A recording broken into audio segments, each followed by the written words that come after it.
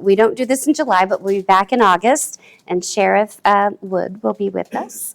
And then in September, we have Keith Robinson, who is a world-renowned landscape architect as well as a chef, who is also the new genius behind the Dunaway Gardens. He's not Tina Clark. He's Keith, right? So you're going to want to come and hear that as well. And then we'll tell you what's going to happen the rest of the year.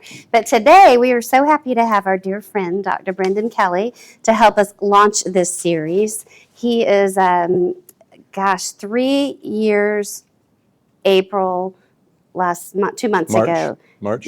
Yeah. For some reason, I'm into year 4 now. Right, because you started right when COVID started. So that's right. You are COVID, right? I was actually in central China in November of 2019, so technically... So are you the reason I might be patient zero. Yes. Well, Scott Berta said it was his brother that brought it back. I'll accept that too. So we're excited to have you. It's hard to believe you've been here a little over 3 years now. Yeah. And Dr. Kelly also serves on our chamber board, and so we've had the pleasure of getting to know him over the last couple of years. But we're just going to have a conversation, a little fireside chat, let you guys get to know him. We have some questions, but then you guys are also going to get a chance to, I know you're dying to ask questions, Bob. You came in here telling us you had questions, right? So why don't we have a seat? Good. And why don't you just begin by telling us, oh, and by the way, I'm Candace Boothby. I'm the president and CEO here at the Noonan Coweta Chamber. I'm not an interloper. Why don't you tell us a little bit about yourself? I'm not a new father. My daughter's getting married in November. So I'm the father of 3, the husband to Dr. Tressa Kelly, who was my freshman orientation group leader. Wow. And is she older than you? She is she is 2 How many years older than me. 2 years, okay. Yeah. She was a junior, I was a freshman. I received an alumni award from our alma mater, and I said in the speech where I accepted that award, if orientation was for everyone the way it was for me, enrollment would be through the roof. But I say that we've been married for 26 years this month, next week. And my area of expertise, I suspect that's probably a nice place to start. So my expertise is in communication, public relations, marketing, but in particular political communication. So my PhD is in political communication and rhetoric, and Tress and I tracked with each other educationally. We attended Eastern Michigan University for our bachelor's and master's degrees, and then Wayne State University in Detroit for our PhDs. Aren't you from Flint? I'm from Flint, Michigan. Yes, Yeah, that's right, because we've had the conversation about the disaster that occurred in Flint. Well, it's a lot of disasters in Flint, yeah. and that was part of the education too. Anytime you get a chance to grow up in a place that is home to the largest number of millionaires per capita in the United States, and then just a few decades later is the poorest and most violent city in the United States. Yeah. That's a transformation that teaches you an awful lot of things. It does. So I don't know how many of you have studied, because Wayne State's downtown Detroit, right? Yep. Yeah, so there's a book called The Making of an American Autopsy. Have you read it? Have you read this? Can't remember the name of the guy that wrote it. Charles somebody used to work for the New York Times, and I think they won a Pulitzer Prize, and then he moved back to Detroit because he wanted his daughter to have the same childhood like what he had. But it's fascinating to read about, to your point, how that community evolved and changed over the years, and now they're slowly making their way back. Well, it depends on, it's interesting you say that. And it depends if we're talking about Flint or Detroit, because Detroit has made a magnificent comeback.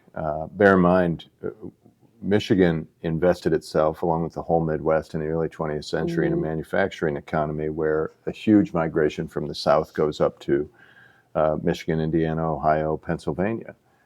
And the entire economy, all of the communities, all of the housing, everything was built around that industry.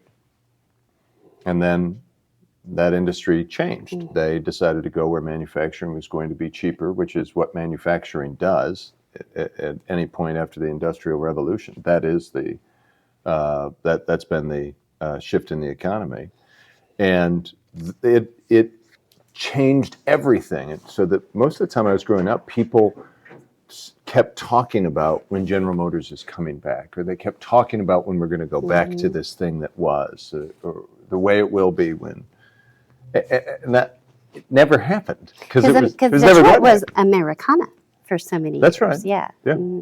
And then, and Detroit reinvented itself more quickly. It had more density. You know, it has 4 professional sports teams that win championships.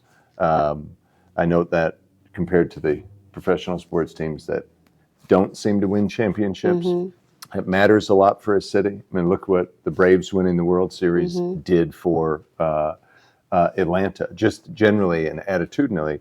Well, in 1984, in the midst of what is a devastating American automotive industry and all kinds of job losses, well, the Tigers won. That made a big difference in just having a sense of pride in the place. Right. Flint did not have that. Yeah. And you had a population drop of about 75%. It's a town that was built for 500,000. What do they attribute that to?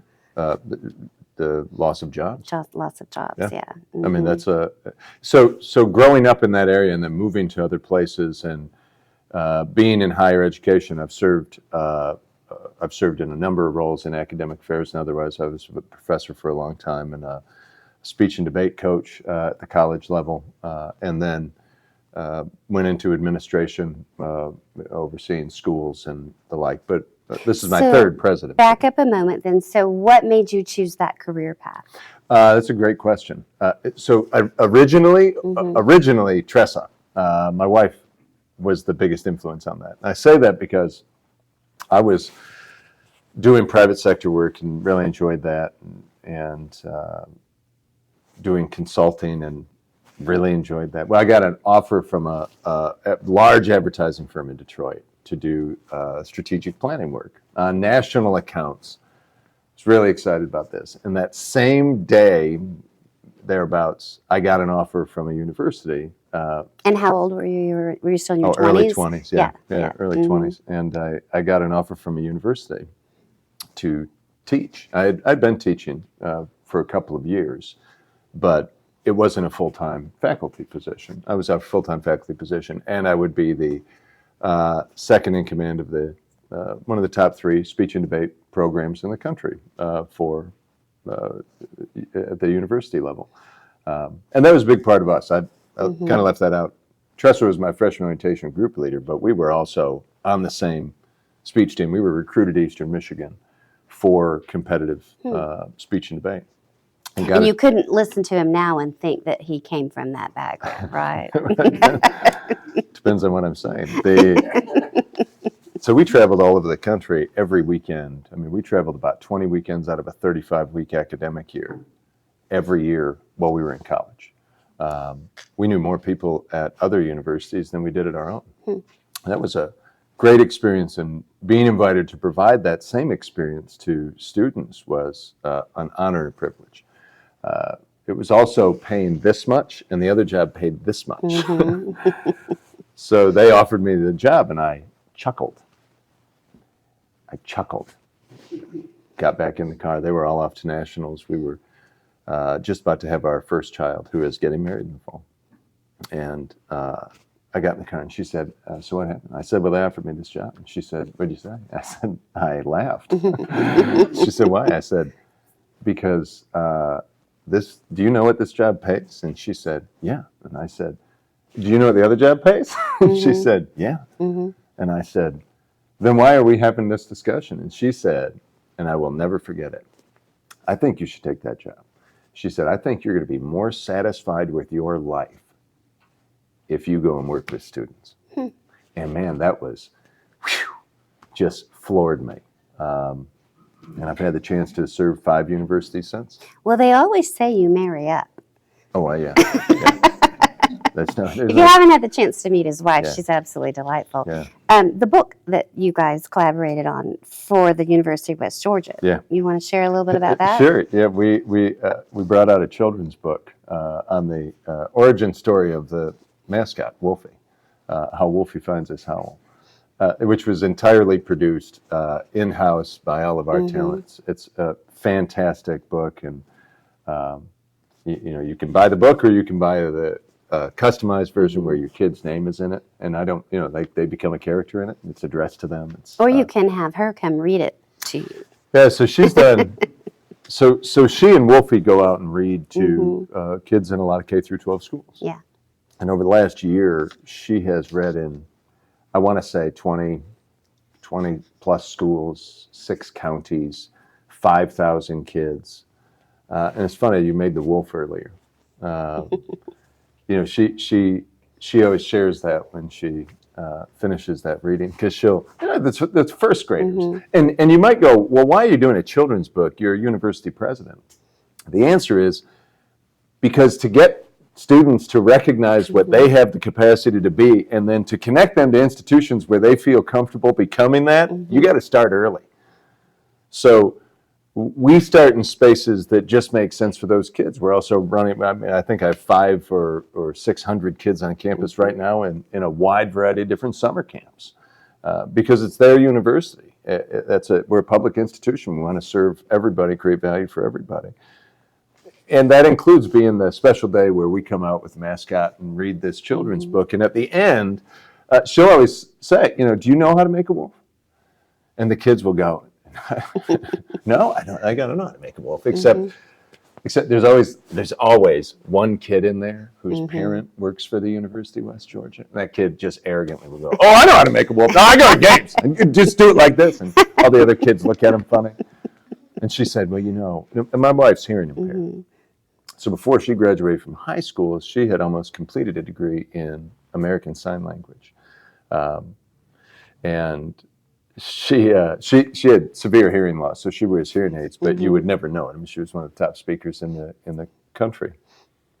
But she says, oh, well, to make a wolf at UWG is easy. See, it just starts with love. Can you all make the symbol for love? She goes, show Wolfie love, and show your teacher love. She said, so once you can give love, that's when you become a wolf. And everybody else gets to be part of the pack. And right then you have, normally in almost any school in the state of Georgia, you have UWG grads. Yeah, you get a whole classroom of future students right there. we produce more teachers than any university in the state. Yeah. And if you take the next 5 universities and combine all of their production together, we still produce more than them every year. And that includes superintendents, principals, education leaders. So in every school, you have educators who came out of this university, and that's special for them when we connect those symbols together. Which a lot of people don't know that. That's a great pride factor for us. So shift gears. So you took the job, changed your trajectory. I did. Listen to your wife. I know it hasn't been nobody has a smooth path. So what have been some of your biggest challenges along the way? Because how long have you now been in education? Oh, 20 plus years. Years, yeah. So challenges, something that changed your life maybe? I certainly. Learning the point of education, that was a challenge. I say that because we always describe our roles as teachers, and it's the wrong word, because our job is not the teaching. Our job is other people's learning, and understanding that was an education. When I was in my second professorship at the University of West Florida, and this is where that realization came from. I was teaching a communication ethics course, which was known by our undergraduates to be like, that was their obstacle course. It was just challenging. Philosophy is challenging, and the exams were challenging. We do these study groups together. Students would, I'm studying all the time, put together study groups. And then I said, if you're challenged by it, I'm going to be at Panera Bread tonight at 8:00.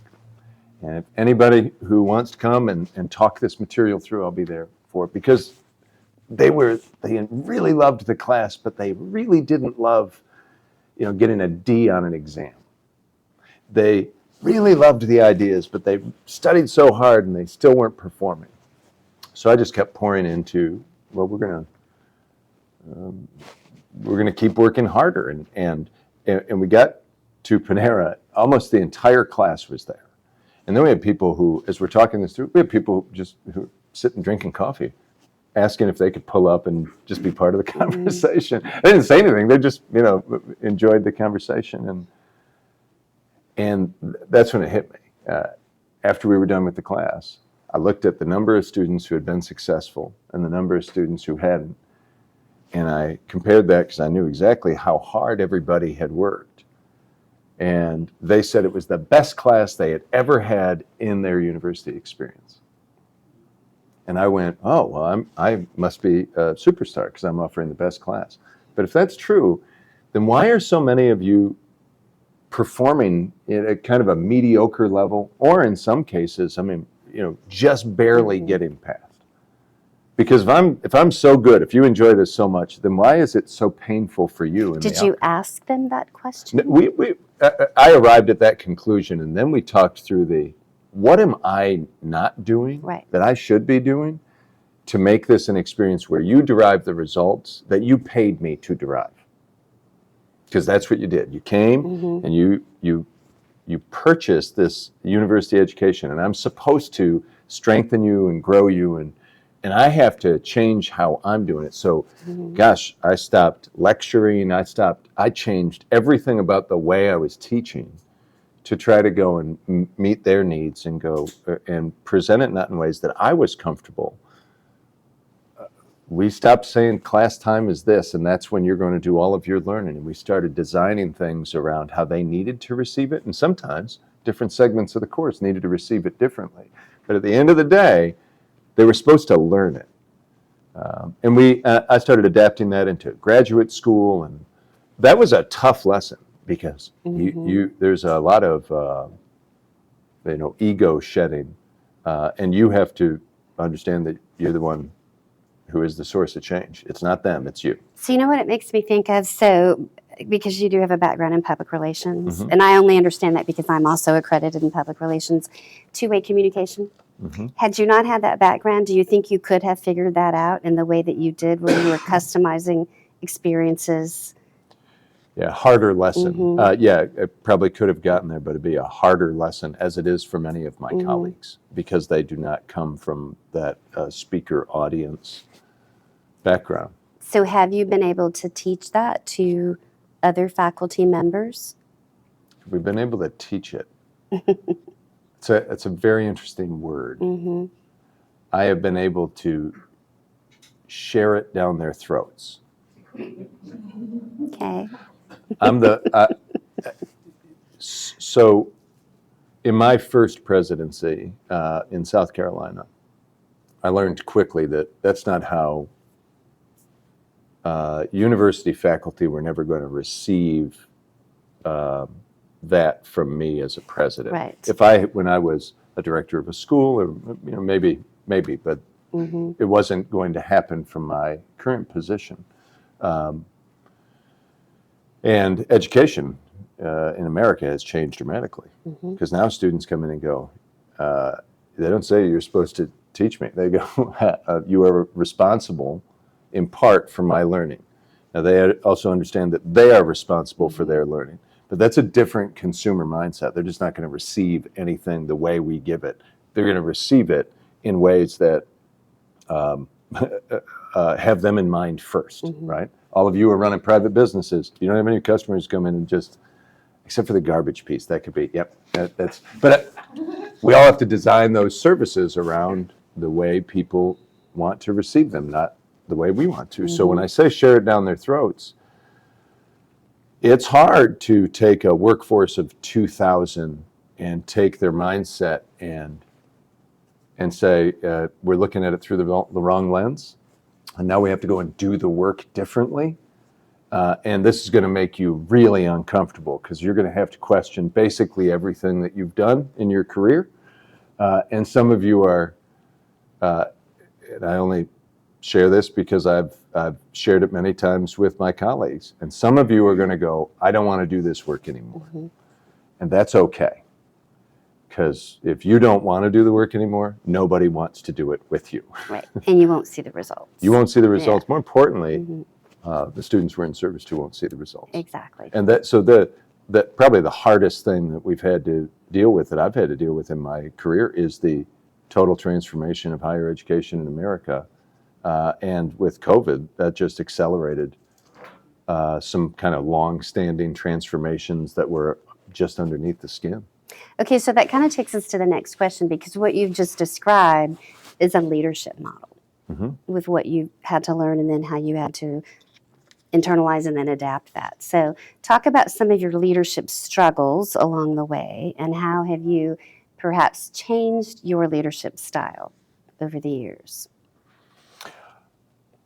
So I would start with what role do I actually play as a leader, and that starts, for me as a president, that starts with the executives. And I would have said the same thing if we were on a speech and debate team with students. The thing that you learn when you compete at the level we did was that nothing's ever really good enough, right? We're constantly preparing performances and speeches, and we're doing them nine months a year, and you learn like a student athlete. I mean, the difference between being a kind of collegiate speech and debate team versus NCAA sport is the NCAA regulates practice times, health and wellness of student athletes, when you can meet, when you can't meet, when you have to be notified. We didn't have any regulations. So it was just wide open all of the time. And you get pushed and criticized, and you start to live off of feedback. And what you learn from that is that you can change, and you can change very dramatically, and you can tap into things that you didn't know you were capable of. That all comes from coaching and willingness to accept coaching. So I very much look at my role through the lens of a coach. And I tell every executive that I hire, every vice president who works for me, I say, look, I hire teams that have highly talented people who are high performers. There's always tension between them. They're all good at different things. That's by design. But we are a team, and we are going to walk out of the room as a team. And let's be 100% clear. I am not the captain. I am the coach. I will call plays, and I will take people out of the game if they're not the one who's going to forward the team anymore, because the outcomes we produce for the institution are greater than any person, and that includes me. So that is the premise for the model. We're in service to the university. That is an honor and a privilege. And I say that because all of you, in one degree or another of your life, have some affinity to some educational institution. I take that very seriously, and that has, and most of you, if you attended a university, did not know who the president was. I also take that to heart, because I probably have the least important role to students at the institution. It's the ones who they are encountering every day that do. So that the leadership model is built on those two premises. One, it's not about us, and two, we can continuously improve. We use the term all the time, and I know it's not one you're unfamiliar with, Candace, because we did it at retreat for the chamber last year. We fall in love with the problem, and that is what I share down their throats all the time. And I say share down their throats. I didn't say shove, because shoving creates choking. Sharing is, you have to have this. I have 2 Great Danes. So I have about 300 pounds of dog at home. They are fantastic, and they are gentle unless you cross my wife, in which case they are not gentle. If you want to give a Great Dane a pill, if you want to make a Great Dane walk, if a Great Dane decides they're not walking, there's nothing you can do about it. That dog is stronger than you and more powerful than you. And when they decide something, they're not going to do it. So when you have to give them a pill, you have to sometimes put it in their mouth and then wait for them to swallow. They're not going to die. That's after you pull the jaws of life open, yes, cram it down their throat, and then hold it. But I say that's not. There's no. That's gentle, right? We have to take that pill for their own health and wellness, and sometimes none of us want to take that pill. So I use the term share very specifically. because the pill that we have to take is we can continuously improve. The problem we have to solve is other people's learning. In a world that's changing, we have to all of the time question the approach that we're using, and that's not for one person. That's everyone. We question our service. One of the things that we created at the University of West Georgia was the Momentum Center. It was the first thing that I launched as president, and it was during COVID. So if you've ever had to go and solve a problem at a university campus, it is like walking through a maze. Because you take and I'll just use a typical undergraduate student, although UWG is almost 30% graduate students, the doctoral, master's, and specialist level. We'll just take a typical undergraduate. I am 18 years old. I have some sort of financial issue. There are paint chips in my residence hall. I don't know where they're coming from. I have a problem with my meal plan. I need to take a different course. I want to change my major. These are pretty typical things, all right? And if you're an 18-year-old or a 19-year-old and you say, well, where do I solve that problem? We go, oh, well, financial problem. You can go to the bursar. What does that mean? Because we haven't used that word since the 18th century, but somehow at a university, that's what we advertise. Oh, you want to change your major? Go visit the registrar, because all of us have those just laying around. And then you go into somebody's office where you think you got it right, and you go, hey, I wanted to change my major. And Candace, she wants to do the best job that she can, and she is working in student, in kind of student accounts, right? She's doing billing. She goes, oh, well, you're not in the right place. What you need to do is go see Tanya. Now, Tanya is in a building that you've never been to before, and you've never met Tanya, and Tanya's office isn't even, you have to go behind 7 walls through 6 doors, and none of them are labeled, but you need to go see Tanya. And the student goes, okay. And Candace goes, I feel pretty good about myself because I just helped that student. And Tanya's waiting there to help behind 6 doors and 7 walls. And I said, this is silliness. So we did the Momentum Center. Momentum because we're trying to put the wind at students' backs. The simple service model is this. You go to that building, you call, or you come in virtually for a meeting. Doesn't matter what your problem is, what your issue is. You don't like the food? That's fine. Go to the Momentum Center. You have a problem with the professor? Go to the Momentum Center. You don't like the president? You want to complain? Go to the Momentum Center. They'll get you into my office. But you go in there, we take on the burden of your problem. You're not going to walk out until it's solved. And you don't have to go and get to know Tanya. So you're having to train the people that work at the Momentum Center differently. Student solutions. Because it's a one-stop shop. We had to take people who had been doing jobs that were related to that for a long time and change their jobs in ways that they went, this doesn't feel good. Because now I have to do it differently, and my whole life's kind of built around how the pattern that we use and the service that we provide. Candace won an award in her department for helping so many students get lost on campus. But she won the award for service. And we had to recalibrate that and say, and this is the part that is so tough in industries that are changing. That award you won, you were doing it all wrong. We were doing it all wrong. So now Candace has to go, but I was a superstar. And now you're telling me we did it all wrong? And the answer is yes. That's why you have to use terms like share it down their throat instead of invite you to the space. Because we're going through it is a constant battle to get better and better in service to others. I've been doing my job for a certain way for a long time. We fall in love with the problem, and the problem is the thing that we chase. The solution, nobody cares about the solution, because Tanya might go, hey, and I use Tanya because Tanya actually has to deal with a lot of the same issues and finding those solutions. Tanya might go, I have an idea that might solve our problem, and then she shares it, and it doesn't work. And in our previous example, Candace built her whole career on the solution. Tanya's just building it on the problem. Tanya's idea doesn't work. She didn't lose her job. Her ego isn't bruised. We just go on to the next thing. We're trying to get to the problem, and that might be a quest that never actually gets to an end, but that's okay. At least we're in a dynamic environment where you might have employees who feel uncomfortable, but you have students who feel like we are getting it right for them.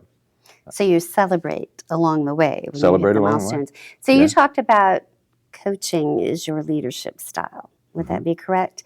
So what other types of leadership styles do you think are most effective? One, let's separate management and leadership. Right, two different things. Two different things, but interconnected from a management perspective. I do believe what gets measured is what gets done. We have I carry the scorecard for the university with me every day. I carry a little book for notes.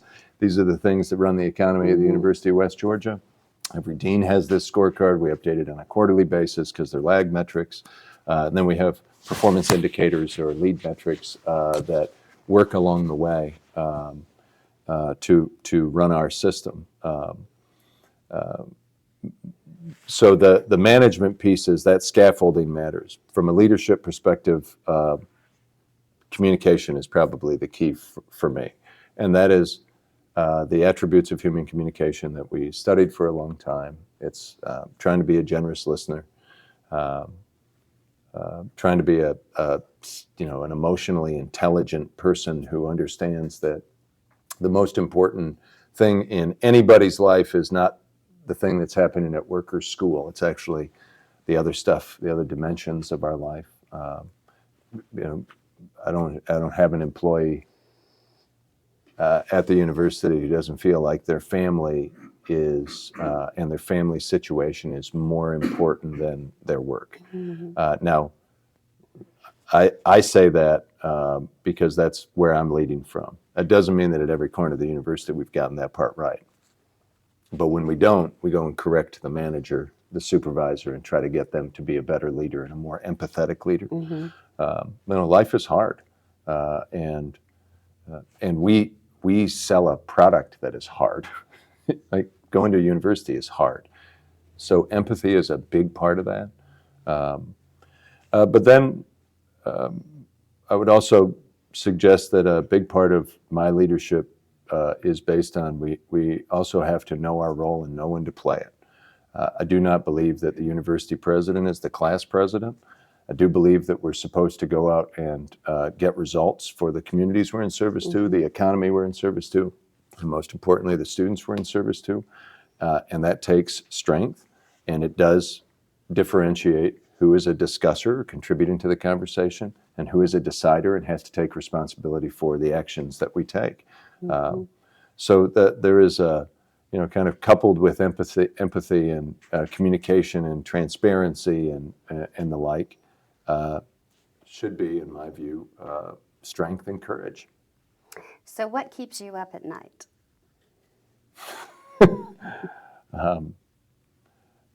My older Great Dane, actually. She just makes a lot of noises. What keeps me up at night? We have a lot of challenges in our economy right now. The dramatic change in our industry in higher education is not dissimilar to what I grew up in. Somebody came to me the other day and they had passed one of the large manufacturing plants that's going up in the Savannah era. They were driving back and I said, there's 17 cranes there. It's going to be huge. And I chuckle at that. I chuckle because I grew up in the city where the largest manufacturing plants on planet Earth were.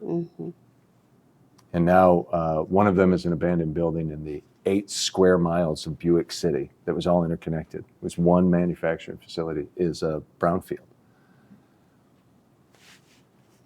So what keeps me up at night is the fact that I know, because I've lived it, I know that everything we know to be true and familiar can disappear. Mm-hmm. Everything can change. And for institutions like ours that, we've been around since 1906. We have universities that have been around for hundreds of years.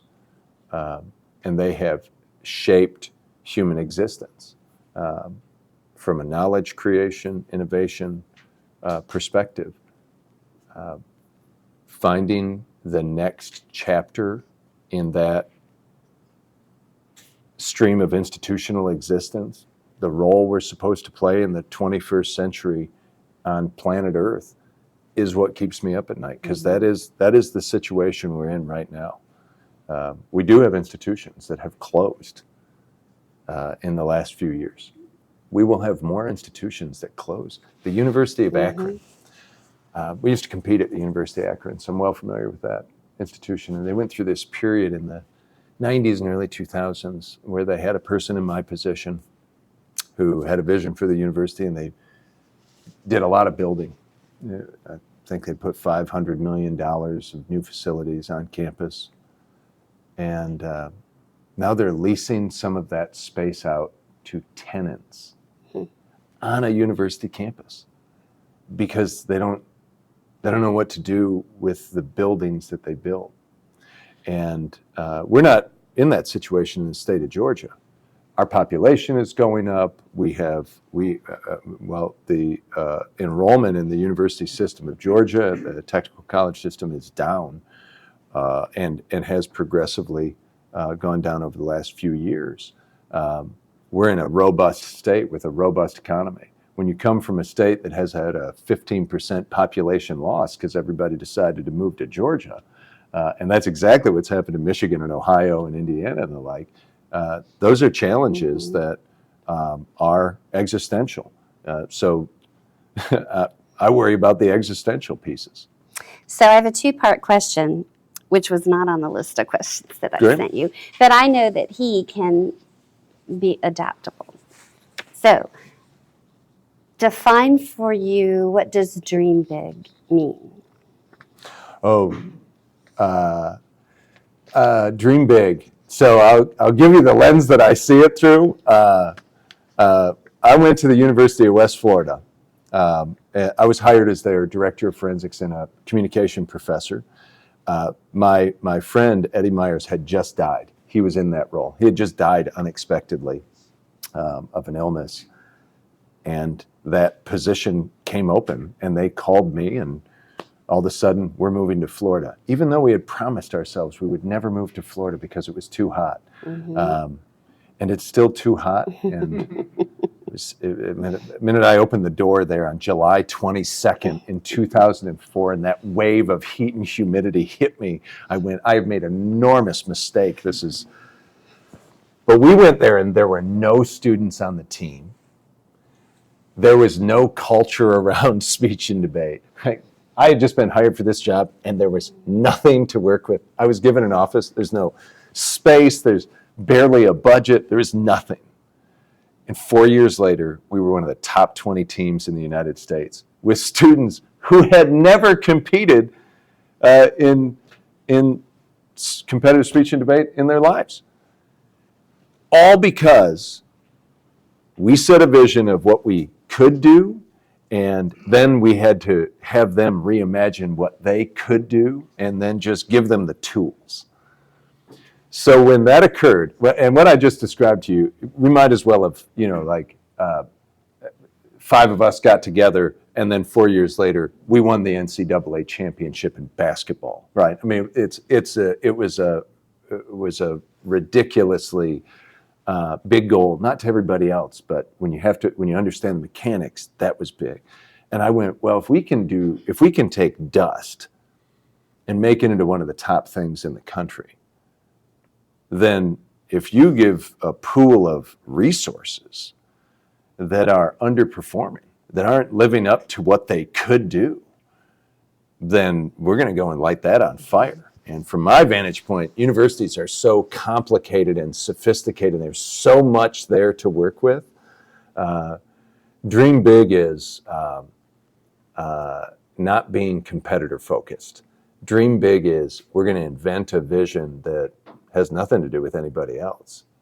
And we're only going to focus on that. And it will create realities that nobody ever thought were possible. Because when you're competitor focused, you've just limited your dream. And we don't limit our dreams. So take that, and I want you to think about the future for the university and for the community. So if you had to, and a lot of times, like when we plan events, they say plan it through your 5 senses. What are you going to see, taste, hear, touch? So what would the future, if you could paint the perfect future, and knowing that there is no such thing as perfection, but if you could paint the picture of the ideal future for the university and for Coweta, what would that look like using your 5 senses? One, palpable sense of pride for the university. Love the fact that you had a sense of pride in being a resident, right? As though being a resident of Fayette wasn't like, right. But that's a choice. Having people who make the choice to have that sense of pride in where they live, in the community that they're part of, and in their university, whether they attended it or not. That's a key component, especially growing up in Flint. Man, that was hard. It was hard to find that.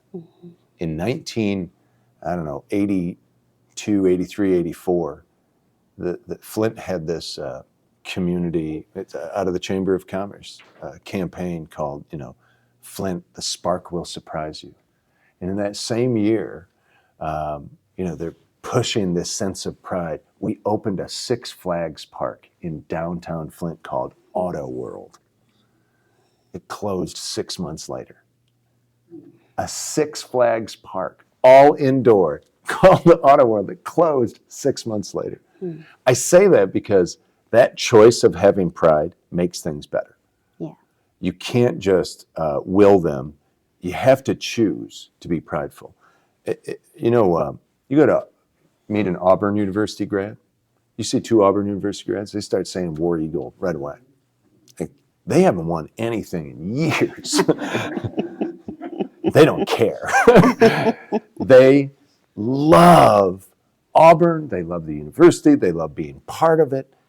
That sense of pride is, you go down the road, that should be just bleeding in the community throughout the university, and those should be synonymous. 2, value creation. That the economy in this community is diversified, made more sophisticated, and elevated, and probably most importantly, sustained as a result of the university. We're really focusing in on areas that are relevant to this region: tech and computing, health sciences, education, business, and communication. We do $4 billion a year in film and television. And in our region, we have several of the new television and film studios are coming into this region. That's going to change who we are over the next 25 years. And we have to be intertwined in that. That's a choice too. And probably most importantly, that we live, behave, invent, sustain, invest in our communities and in our institution in ways that make us a destination, right? Not an exclusive destination, but one where people go, gosh, I just want to go be part of that. That's you see, I can't give you the specific image because that'd be the solution. We don't deal with. I don't know how to paint that picture, but you said the 5 senses, and I can use all of my senses to be part of that energy. And anytime you're near a university, you should feel the energy and the activity. And if you don't feel that, then we're doing something wrong. So we're going to wrap it up. What advice would you have to everybody in the room? Maybe somebody's looking to change careers, new challenge.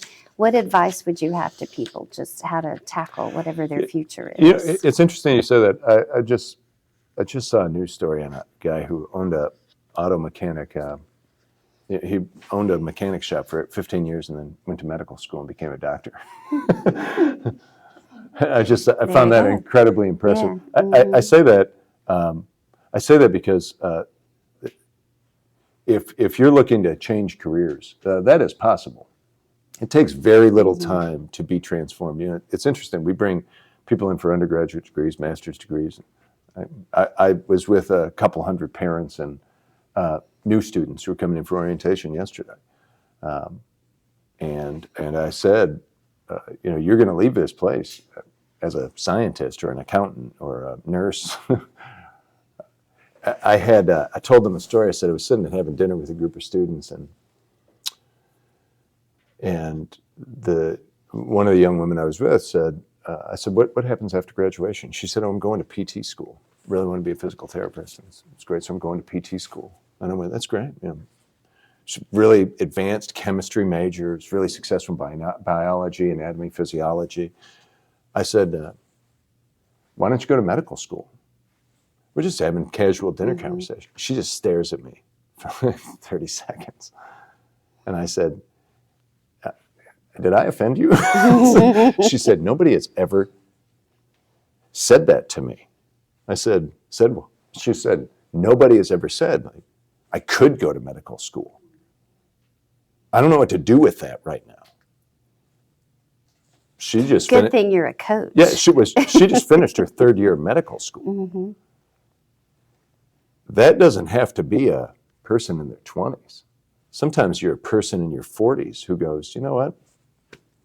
I'm going to go in a different direction. Mm-hmm. You can. Yes. Mm-hmm. You can. And we have one of my favorite students was Ed Parent. Ed Parent was a Master Chief in the Navy. Ed Parent came out of the Navy after a 20-year career and decided that he wanted to be a healthcare professional. We came and we trained him up, and he went and worked as a healthcare professional. And then he called me and said, hey, you get together for lunch? We got together for lunch. And I think I met Ed when I was 28. Ed was like, I don't know, 45. He was one of the best students I ever had in class because he taught other people in the class so many things. He came to me and he said, I was a Master Chief in the Navy, and now I've been a healthcare professional. Really excited about that. Now I want to go do something else. And I went, okay, Ed. It sounds a little ADD, but I said, what do you want to do? He goes, I want to be a professor. Okay, I want your job. I went, Ed, you do know, these are the hardest positions in America to get. Not necessarily in our subject, but in some subjects. Students come to me and go, I want to be a history professor. I go, you need to really think about that because you're literally going to finish your PhD and then wait for somebody to die. Because there are about 15 positions that will open up in America in that area in the next 2 or 3 years. And you've got thousands of people who are going to compete for them. Ed had to go back to school again, which he did while he was continuing his career as a healthcare professional. And Ed is a faculty member at a university now. And I find that so impressive because that was a man with a lot of worldly experience. He had, I was supposed to be his educator when he was often an educator for me. I learned a lot from Ed. I was so impressed with his courage. That's all it took. The only difference between Ed and everybody else is that Ed was a person who didn't look at it as a big deal to go and create dramatic change for himself. He was just courageous in that regard. And he didn't let fear get in his way. Yeah. But what did he had been shot at many times in the in the Southern Ocean by pirates. So he goes, that worked out okay. I'm pretty sure I can do class and change my mindset and learn new stuff. And that's exactly what a university is designed to do, is accept people's courage, create learning and transformation so that you can come out the other side and go out and create positive change in whatever you do. And it doesn't have to be the same thing you're doing now. So we're going to take some Q&A, but I have one final question. Yeah. Is there anything you would change about yourself? About myself? Yeah, I changed a ton of things about myself, especially the mobility of my shoulders. I'm really jealous people who are ambidextrous and have like double jointed in their shoulders. Look at I change all kinds of things about myself. I can't change some of the fundamentals about who I am. I can change what I know. I can change how I think. I can change how I feel, and I can change how I treat other people. And I change those things every day because those are continuous improvement areas, right? Mm-hmm. So no, there's not I don't believe that there's anything that's permanent about me except my height, which is still in question. I don't know if that's actually permanent. That's not always permanent. Yeah, because I feel I'm 6'5". I feel like, you shrink as you grow older. I feel like I'm still going to land at like 6'3". That's it's going to be the extra long coffin. So we unless you get cremated, which I likely will. But I say that there are some things you can't change. I only focus on the things that I can change, right. And I'm constantly working on those. And when you're married to Tressa Kelly, you hear a lot about the things you can change right? And will change. Yeah. So I'm used to that. Okay. I'm a work in progress. So I know that some of you probably have a question. Who would like to toss a question out there? Yes. So I have been in leadership most of my career, ranging from 5 to 200 people. One thing that I love to ask other leaders is, how do you motivate your team to take risks? You have those big visions, and the only way you're going to get there is through the risk taking. And what I often find is most people are afraid of the negative consequences that come with taking risks. So I'm just curious how you tackle that hurdle. Yeah, the negative consequences that come with taking risks, some of those are financial, right? Most of them are criticism. I was talking to a former student of mine the other day. She works at another university, and she was talking about this, this president that they had who left, and then, the student newspaper wrote just a scathing article about him. She goes, what do you think that'll do? And I went, nothing. People are scared, usually of criticism. When we talk about risk, we start with an environment where we're not going to judge you on the worst ideas that you have. We're going to judge you on the best ideas that you have. Because then it's not a risk for you to throw out that really terrible idea that sounded good in your mind. Right? And I have to be part of that. So I have to invite everybody to a conversation where I can demonstrate behaviors where we can enter into discussion and debate, where the best idea in the room is going to win, and it's not going to be mine. And then to celebrate that, get people really comfortable with it. Every time we build a new team, we have to go through that process over again. And when I say build a new team, I've been here 3 years. If this tells you anything about accountability, I believe strongly in accountability. I tell every single person at the university, you are not entitled to this job. Mm-hmm. You create positive outcomes for students in the university, and that's why we pay you money. And that includes me. And if you do not do that, then you can't be in service to students. You can't be. You have to go and create good things. If you create bad things, you're out. I've had 14 vice presidents. I have 5 vice presidential positions. We bring on new people to the team with some frequency. These are high-performing people. We have to start that process over because now you have a brand new person, and we're going to have to adapt to their thoughts, feelings, the fact that they don't have any history with anybody. I have one vice president who's been with me at 3 institutions. She is really comfortable with that environment because we've rebuilt it so many times together. Every time we bring a new person in, that relationship that spans 3 institutions cannot take precedence in that room. Otherwise, the new person goes, well, I guess I'm never going to be part of the club, right? Well, so we do things like I take new people out to dinner so that we can meet their family and get them more comfortable with me. I give the rules all the time. Here are the rules for engagement. I don't throw an idea out if it's a decision. I call it a decision so that you don't have to go through the exercise of talking about. I want you to feel safe in the environment and know where we stand all of the time. And then there's a feedback cycle. I cascade this throughout the entire institution. Again, we haven't gotten it to every corner. I wish we had, but we've gotten it to. It is a practice that's been adopted by most of our leaders. I meet with every single direct report every 90 days, just for a check-in. And I say, if I have formal feedback to give you that is performance improvement, I'm going to give it to you right there. Normally, I will give it if there's a problem, I'm going to tell you that day. Whatever day it is, I'm going to tell you that day.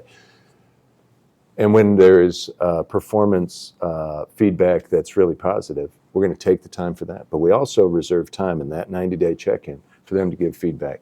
And I always ask the same question: am I putting you in the best situation possible to be successful? Because then I'm inviting people to say to me at that time, and it is always scheduled, even when you have long, rich relationships with people, so that they know they have the safety of me inviting them to say, here are the ways in which you are not helping me to be successful. And then I try really intentionally to demonstrate that early on for everybody, that I'll take that feedback and I'll go and change myself. And we don't always get that right, but that's the process. Has to be part of a culture of risk-taking, and that process has to feed into safety, security, and fences. And that's the way we nurture. We also do, I bring all the leadership together every 90 days for a continuous improvement institute. So we take, somewhere between 3 and 6 hours. We work on just strategic improvement in a wide variety of different dimensions. In front of 100 leaders, I will always demonstrate some of that process toward myself so that people get comfortable with that failing forward mentality. I hope that answers the question. It's yeah. And we have it on tape if you want to see it later, right? Bob. So in 2016, my first daughter graduated from Northgate High School. She applied to 4 different schools. Mm-hmm. Her 4th choice was West Georgia. Mm-hmm. 1, 2, and 3 never panned out. So at the time, she felt like, I guess I'll go there. Mm-hmm. 2016. Fast forward 4 years, she graduated 2020, and I will say, was that probably one of the first big challenges, was the graduation in the midst of COVID. Oh, yeah. Your speech was phenomenal. Mm. It's the first time I heard you speak, and I was like, and then my daughter, who was in an apartment full of her friends, she called me like right after her name was announced. So very well done. So fast forward 4 years, my second daughter graduates from Northgate, and she decides she's going to go to a different university, Kennesaw State. Mm-hmm. It took her about a year and 4 years of hearing nothing about anything other than West Georgia and how wonderful and how great it was. So in my household, in 5 years, West Georgia went from being, yeah, I guess I'll go, to being a choice of choices. Mm-hmm. Do you feel in this area with very competitive Georgia, Georgia State, Georgia Tech, do you feel like West Georgia is creeping up the ladder, or do you feel like it was never here, it was always here? It just took my family a while to realize that. Fair question? Gosh, I want to give you $20. I'll take it. One, congratulations to your daughter. When you mentioned the daughter, that's why I was going to give you the 20. Just because I have a daughter too, and 2 sons, and one of them's at West Georgia. So real quick, Yeah. my daughter is actually was a waitress at a restaurant you used to frequent, and she liked to think she was your favorite waitress in the whole wide What's her world. name? Gabby. Gabrielle. Gabby Brown? That's my daughter. Oh my gosh! She's still with Cisco? She's still with Francisco. Uh-huh. So, Holy smokes! Gabby was one of the first students who I met at the University of West Georgia. At Little Hawaiian, she was wearing a mask, and I think it was my wife I and love that restaurant. Yeah, but gosh, Gabby Brown, she is a superstar. thank you. I She is a credit lot of superstar. that to myself, but You should. No, you want to know something? Gabby Brown is a perfect example of somebody who, because when she came back when she wanted to go to graduate school a second time. she's in graduate school right Yeah, but I said, nope, you got to go out and work first. She was is such a great acceptor of the new. If you want to see somebody who's going to be a superstar over the course of her life, Gabby Brown's going to be it. She is going to positively impact so many people because she invites herself to change. Oh gosh, you are a lucky father. Congratulations. You raised a great daughter. So with my second daughter there, I'm wondering if there's a BOGO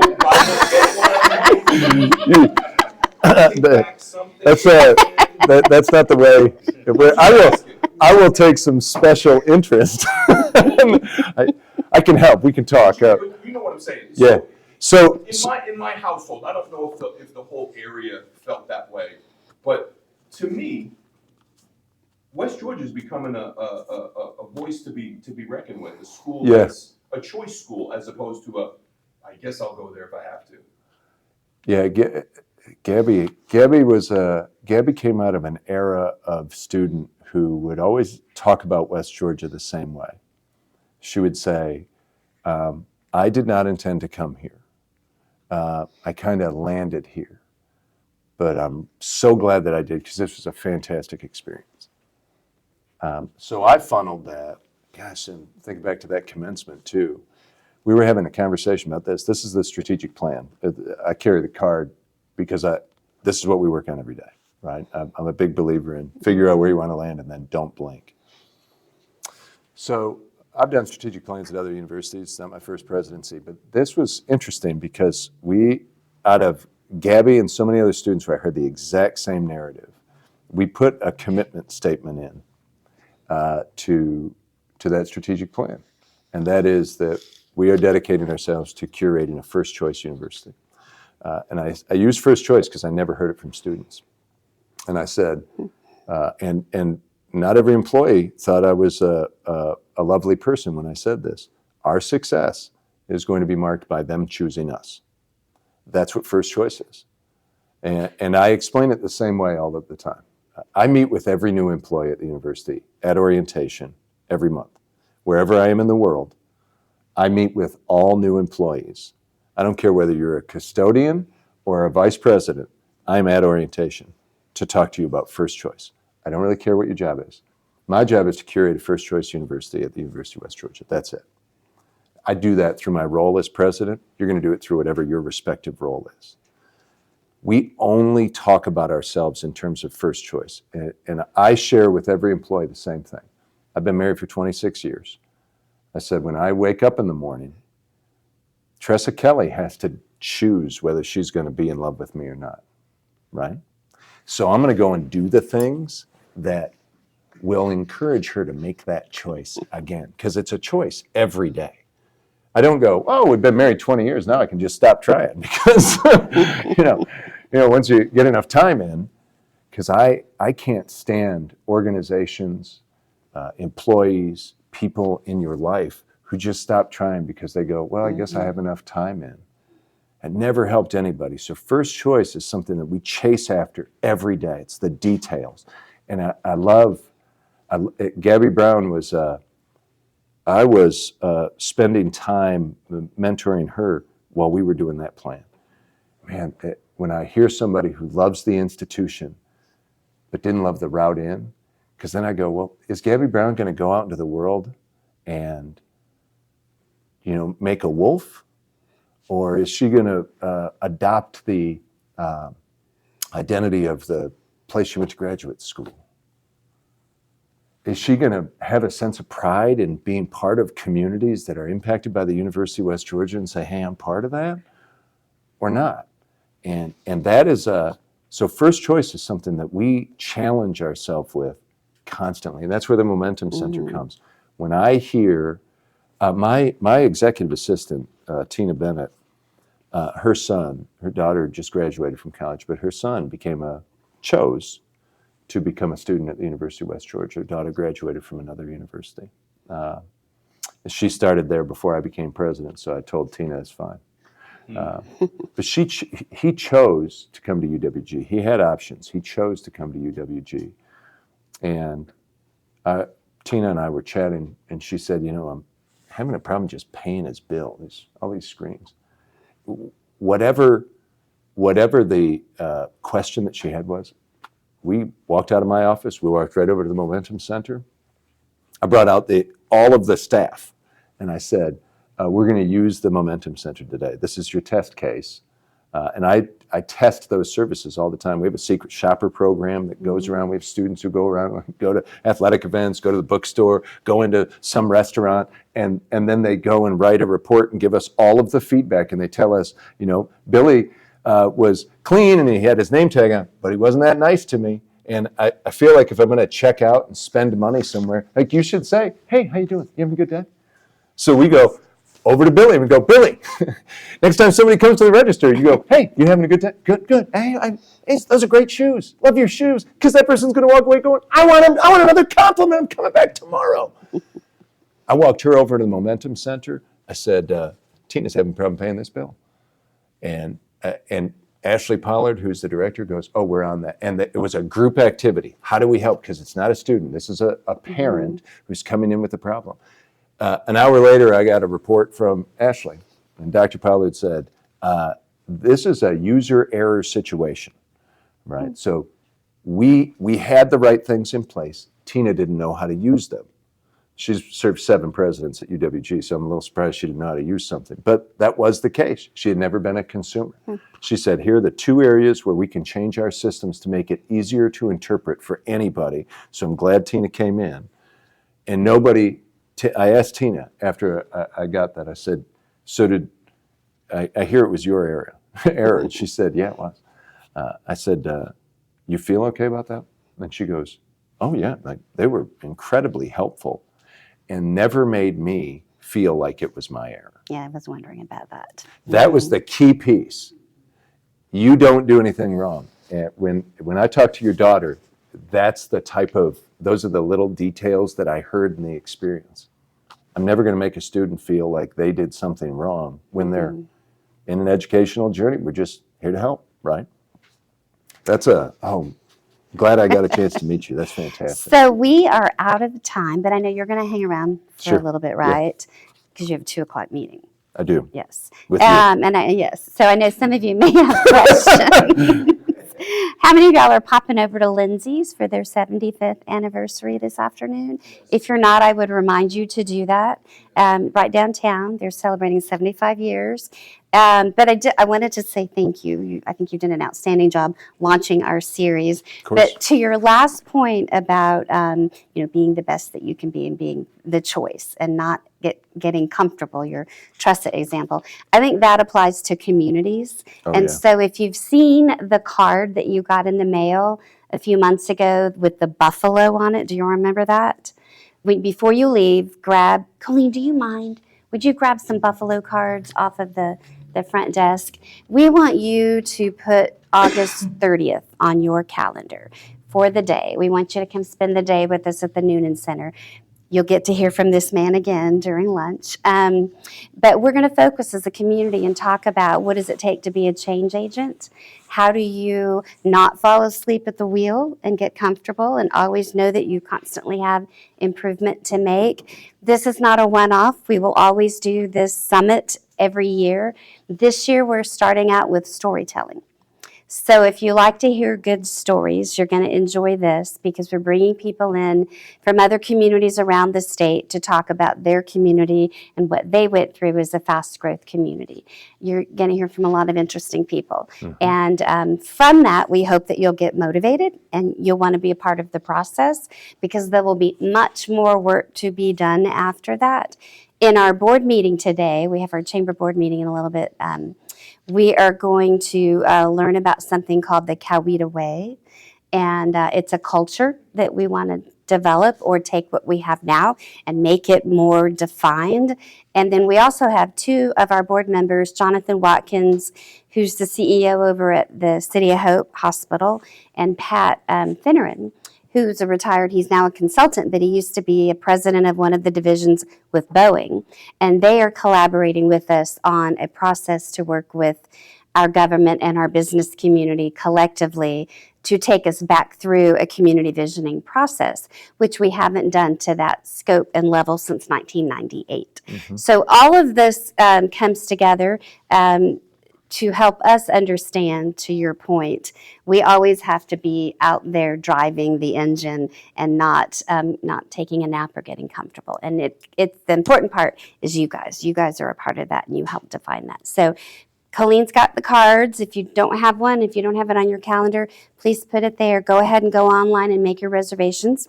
Go ahead and put this Catalyst series in August, the second Wednesday at 11:30 on your calendar.